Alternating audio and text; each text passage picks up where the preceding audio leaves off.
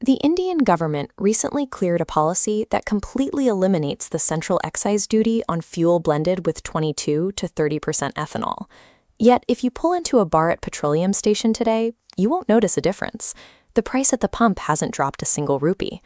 Why would a state willingly abandon a massive source of tax revenue if they have no intention of making driving cheaper for their citizens? This specific tax cut is a highly targeted financial lever.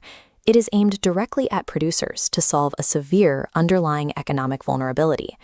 To power its surging economy, India imports an enormous amount of crude oil.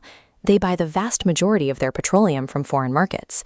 That massive influx creates an unsustainable import bill, leaving the country's energy security entirely dependent on the volatility of global suppliers. The most viable domestically produced alternative to that crude oil is ethanol. It is an alcohol largely fermented from agricultural crops. Displacing millions of barrels of imported crude with homegrown ethanol achieves two things at once. It forces a transition to cleaner fuel and physically unchains the Indian economy from foreign energy cartels. To understand how this works, we have to look at the tax itself. An excise duty is a levy placed strictly on the production and supply of goods. It is charged before the product ever reaches the consumer point of sale. When the government takes the duty on 22% to 30% ethanol blends and suddenly drops it to zero, they eliminate a massive overhead cost. That newly freed capital expands the supplier's profit margin. It acts as a financial bribe for oil companies to aggressively seek out and purchase domestic ethanol instead of foreign oil. We can actually see the market digest this strategy in real time.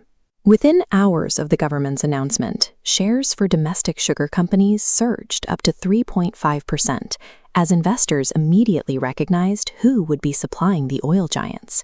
This policy operates as a highly effective backdoor subsidy. It leverages corporate profit motives to rapidly build out the country's alternative fuel infrastructure.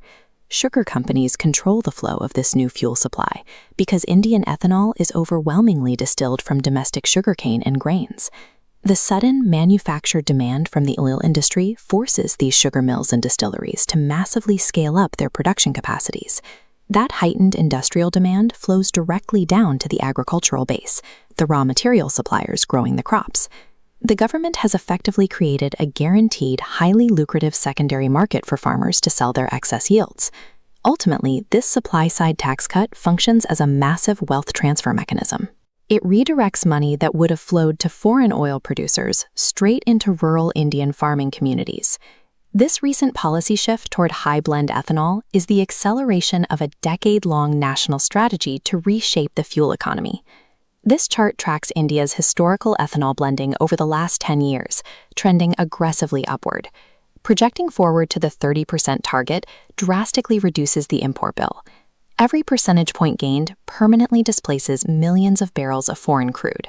It creates a stark contrast between the heavy legacy infrastructure of fossil fuel refineries and the emerging domestic supply chain replacing them.